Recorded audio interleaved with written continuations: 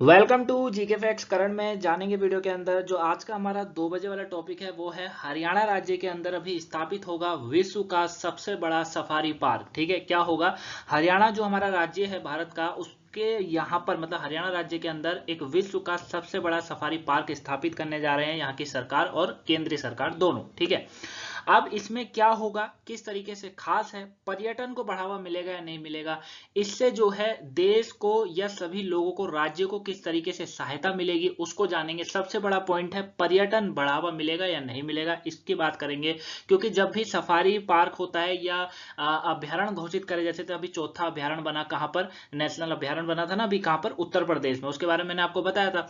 तो वहां पर क्या होता है, जब भी इन चीजों का निर्माण होता है तो पर्यटन को बढ़ावा मिलता है। तो अभी हरियाणा में इसका निर्माण हो रहा है, मतलब ये शुरू करा जाएगा बताया जा रहा है ना। तो कितना खास है, क्या है, किस तरीके से इसकी व्यवस्था है, उसके बारे में जानेंगे। तो वीडियो को एंड तक जरूर देखिएगा। टॉपिक पेपर के पॉइंट ऑफ व्यू से हर बार की तरह इस बार भी इंपॉर्टेंट है, 1-2 नंबर का क्वेश्चन आपसे पूछा जा सकता है, बाकी आपकी नॉलेज के लिए काफी इंपॉर्टेंट है। क्लियर है? पीडीएफ जो मिलेगी वो टेलीग्राम पर मिलेगी। अगर टेलीग्राम अभी तक ज्वाइन नहीं करा है, लिंक डिस्क्रिप्शन में दिया हुआ है, टेलीग्राम ज्वाइन कर लीजिएगा। वहां पर आपको पीडीएफ के साथ साथ क्वेश्चन भी जो है सर के द्वारा कराए जाते हैं, तो वो भी इंपॉर्टेंट बनता है। क्लियर?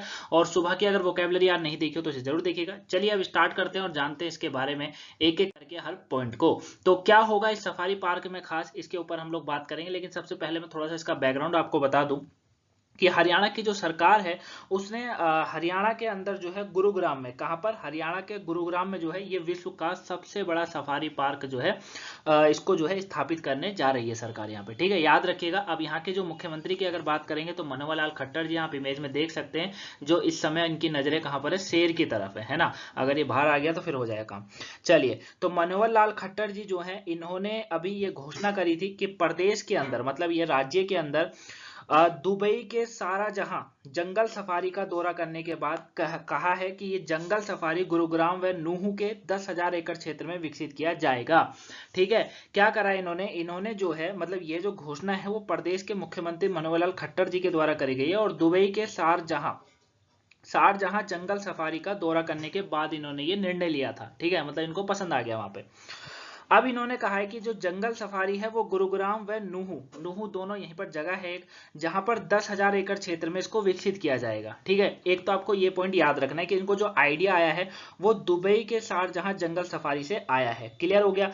अब ये जो सफारी पार्क है ये वर्तमान के सबसे बड़े सफारी पार्क संयुक्त अरब अमीरात के शारजहां सफारी के आकार का 5 गुना होगा, ये इन्होंने कहा है। ठीक है, क्या कहा है कि ये जो क्या कहते हैं, ये जो पार्क होगा, है ना, सफारी पार्क होगा, ये क्या होगा, ये सबसे बड़ा सफारी पार्क होगा, है ना, विश्व का सबसे बड़ा सफारी पार्क होगा। जो कि इस समय अगर मैं बात करूं करंट में, तो इस तरीके का पार्क अगर आपको देखना है तो आपको यूएई के अंदर देखने को मिलेगा, है ना। और उससे भी 5 गुना बड़ा मनोहर लाल खट्टर जी बनाने की बात कर रहे हैं।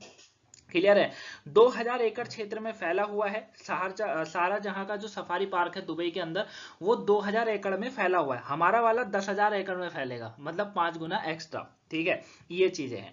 तो इस तरीके का प्रयास भारत में, ये भी बताया जा रहा है कि जो इस तरीके का प्रयास होता है ये भारत में विश्व स्तर की सफारी का आनंद लिया जा सकता है और पर्यटन को बढ़ाया जा सकता है, मतलब लोगों को आकर्षित करा जा सकता है, ये आपको याद रखना है। क्लियर है? तो एक तो आप इस पॉइंट को जरूर याद रखिएगा जो मैं आपको अभी समझाया है, कि जो मनोहर लाल खट्टर जी जो उनको आइडिया आया वो दुबई के सारा जहां जो सफारी है उससे आ रखा है। क्लियर हो गया?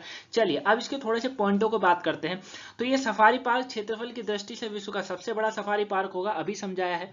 और इस पार्क में एक बड़ा हैप्रेटियम, क्या हैप्रेटियम करके जो है उभयचार के लिए एक प्राणी प्रदर्शन, एवियर या बार्ड पार्क होगा, जो यहाँ आने वाले पर्यटकों को आकर्षित करेगा। मतलब पूरी तरीके से सुरक्षा होगी, ऐसा कुछ नहीं हो सकता कि आपको कोई भी जोखिम हो।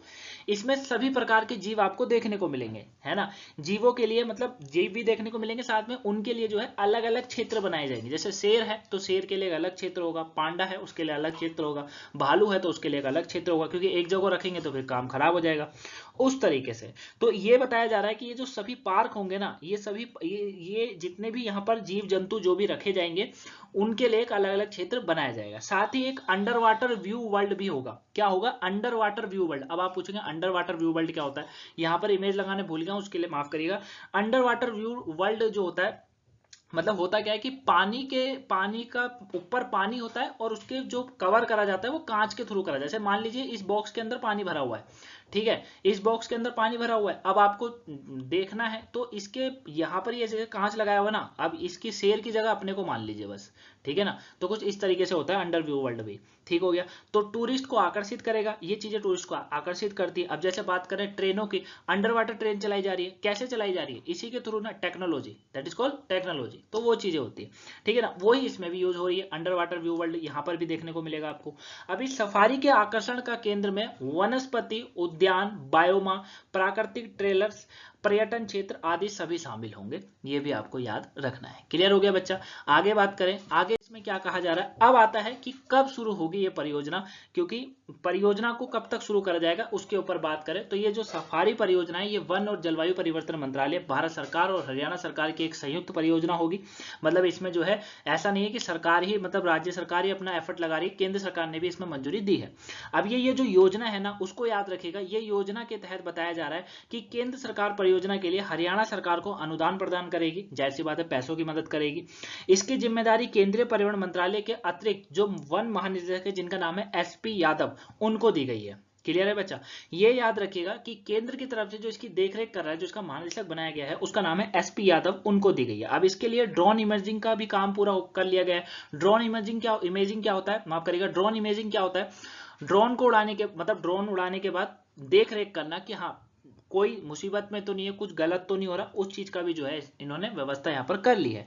जल्द ही बताया जा रहा है कि गुरुग्राम और नुहू दोनों जिले के क्षेत्र की सीमांकन की प्रक्रिया भी शुरू होगी, कि कितना कितना कवर जो करने की बात हो रही है, 10,000 एकड़ में जो फैला रहे, कैसा है, क्या करना है, उस तरीके से बात होगी। क्लियर है। तो ये योजना अब तक इस तरीके से तैयार होगी, ये मैंने आपको समझा दिया है। बाकी इसमें एक चीज और याद रखिएगा, ठीक है, इसमें आपको जो है एक चीज का और भी ख्याल रखना है कि जो सेंट्रल जू अथॉरिटी है उसने भी इसको हरी झंडी दी है, क्योंकि सेंट्रल जू अथॉरिटी जो होता है उसकी हरी झंडी मिलना बहुत जरूरी होता है। तो सेंट्रल जू अथॉरिटी जो है उसने भी इसको हरी झंडी दी है और इस कार्य को आगे करने को कहा है, ठीक है ना, ये आपको याद रखना है। और उन्होंने जो है नए पेड़ों को लगाने की भी बात कही है, क्योंकि जाहिर सी बात है 10,000 एकड़ में फैला जा रहा है तो पेड़ पौधों को काटा जाएगा, तो नए पेड़ों को भी लगाना जरूरी है। और ध्वनि और वायु प्रदूषण रोधी बफर जोन तैयार किया जा सके, ये भी उन्होंने कहा है कि ध्वनि और वायु प्रदूषण रोधी जो बफर होता है उसको भी तैयार करना बहुत जरूरी है ना। साथ में जो सेंट्रल जू अथॉरिटी है ना उसका निर्माण में तकनीकी सहायता भी वो प्रदान करेगा। मतलब अगर उसने एक दिशा निर्देश दिए हैं सेंट्रल जू अथॉरिटी ने, तो उसने ये भी कहा है कि हमारी तरफ से जो आपको हेल्प होगी टेक्नोलॉजी की बात करें किसी भी तरफ, वो भी हम लोग करेंगे। तो ये आपको याद रखना है। क्लियर है। बाकी ये मैंने अभी आपको एक चीज याद रखिएगा कि वैसे तो मैंने आपको समझा ही दिया कि मनोहर लाल खट्टर जी को जो ये आइडिया है वो वर्तमान में सबसे बड़े सफारी पार्क सारा जहां का दौरा करने गए थे जो कि यूएई के अंदर है। उसको देखने के बाद उनको ख्याल आया कि एक हमारे यहाँ पर भी ऐसा होना चाहिए, ठीक है ना, दुबई जैसा ही। लेकिन दुबई का 2,000 एकड़ में फैला हुआ है, हमारा वाला 10,000 एकड़ में फैलेगा और विश्व का सबसे बड़ा होगा, ठीक है। तो ये चीजें हैं। क्लियर हो गया। अब एक चीज आपको ये और याद रखनी है कि विश्व का सबसे बड़ा सफारी पार्क का लाभ क्या है, most important. IAS, IPS, UPSC यानी पीसीएस जो भी इनकी तैयारी कर रहा है वो यहाँ पर इस चीज को पकड़ ले, स्क्रीनशॉट ले ले फोन में, या पीडीएफ में आपको टेलीग्राम पर दूंगा, तो टेलीग्राम से पीडीएफ जरूर डाउनलोड कर लीजिएगा। ये 3 पॉइंट जो आपको सामने दिख रहे हैं मोस्ट इंपोर्टेंट है, क्योंकि यहां पर एक बात करी गई है, क्योंकि ये एक नॉर्मल क्वेश्चन बनता है कि विश्व का सबसे बड़ा सफारी पार्क कहां खोला जाएगा। आप कहोगे हरियाणा में, अगर डीप में पूछ लिया तो गुरुग्राम, और डीप में पूछा तो नूरजहां, ठीक है, नूर।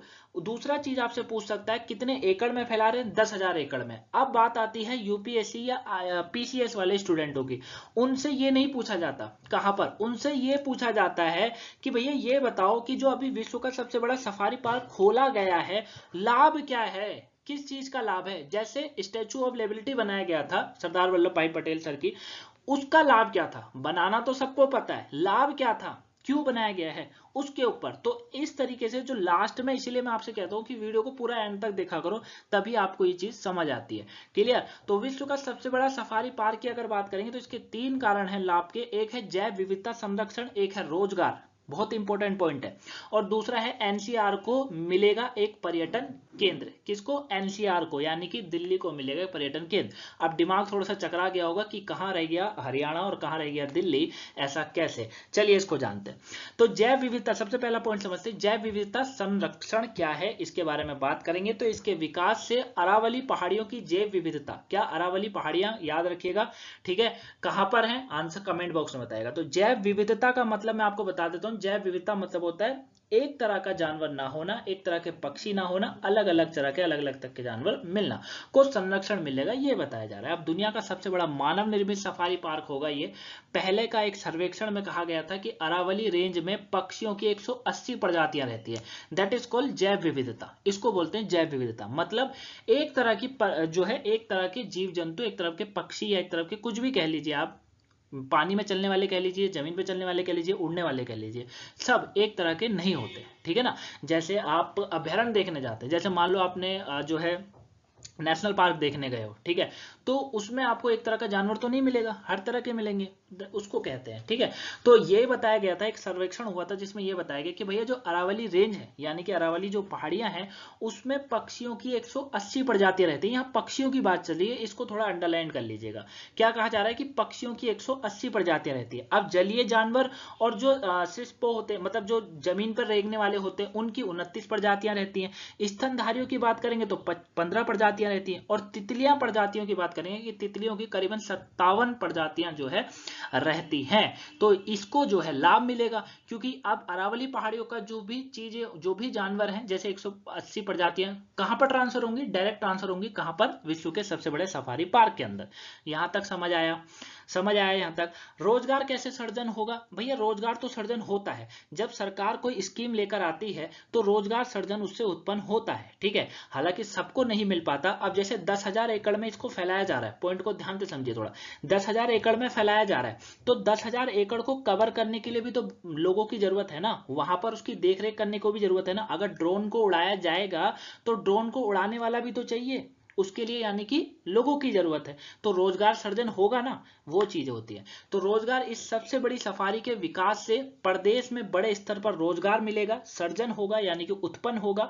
साथ ही प्रदेश में पर्यटकों की संख्या में भी बढ़ोतरी होगी। इससे राज्य को तो लाभ होगा, लेकिन उससे आने वाला टैक्स, जो रेवेन्यू पैदा होगा, उससे जो है सरकार को, यानी कि केंद्र सरकार को, पूरे भारत को लाभ होता है, ठीक है।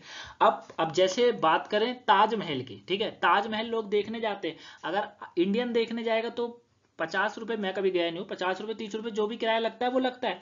अगर एक विदेशी देखने जाएगा तो टैक्स लगाकर उसका वही किराया कितने का बनता है? 300 400 500 का, है ना। तो उसका रेवेन्यू जो 30 रुपए किराया था, जो भारतीयों के लिए रखा गया है, और अंग्रेजों के लिए वो किराया 400 500 का होता है, तो वो पैसा कहाँ है? केंद्र सरकार रखती है, समझे मेरी बात को। तो इससे लाभ होता है। अब इसीलिए ये चीजों को विकास करा जाता है सरकार, ठीक है ना। अब जैसे दुबई है, दुबई इतना पैसा वाला क्यों है? क्योंकि घूमने की बहुत सारी जगह है, समझ लो, स्विट्जरलैंड है, घूमने की बहुत सारी जगह है ना। तो ये चीजें होती है, इसीलिए देश जो है अग्रणी माने जाते हैं, विश्व में अपनी पहचान बनाते हैं एक अलग। क्लियर हो गया? तो रोजगार की हम लोग बात कर रहे थे, तो प्रदेश के लिए एक अच्छा संकेत होगा। साथ ही जंगल सफारी योजना क्षेत्र के स्थानीय निवासियों को भी रोजगार मिलेगा। एनसीआर को भी एक मिलेगा, एक पर्यटन। इसके ऊपर क्या कहा जा रहा है? तो दिल्ली और इसमें लगे एनसीआर क्षेत्र के लोगों के लिए एक पर्यटन का बड़ा केंद्र होगा, क्योंकि यहाँ जंगल सफारी जो है, जहाँ लोग आकर इस सफारी को देख सकते हैं, साथ ही अरावली पहाड़ियों की जैव विविधता का भी आनंद ले सकते हैं, ये इसमें बताया जा रहा है। क्लियर है? तो आई होप आप इस टॉपिक को अच्छे से जाने होंगे। कोई डाउट्स लगा हो तो कमेंट बॉक्स में जरूर बताइएगा, आंसर मिल जाएगा। या फिर आप हमें टेलीग्राम, इंस्टाग्राम, फेसबुक पे फॉलो कर सकते हैं, तीनों का लिंक डिस्क्रिप्शन बॉक्स में देता है। टेलीग्राम जरूर ज्वाइन कर लीजिएगा अगर आप क्वेश्चनों को रिवीजन करना चाहते हैं। और आज जीके जीएस करंट अफेयर की क्लास नहीं हुई थी सुबह, किसी कारणवश में नहीं ले पाया, तो कल से वो कंटिन्यू हो जाएगी। बाकी जैसे कल एचसीओ के ऊपर एक वीडियो मैंने आपको दी थी, ठीक है, जिसमें आपका रिस्पॉन्स काफी अच्छा देखने को मिला था, तो आज भी जो है आपको एक और वीडियो मिलेगी 7 बजे, तो उसके लिए तैयार रहिएगा। मिलेंगे नेक्स्ट वीडियो में, तब तक के लिए thank you for watching guys, have a nice day, thanks for watching. Video को लाइक, सब्सक्राइब, शेयर जरूर करेगा। Thanks for watching.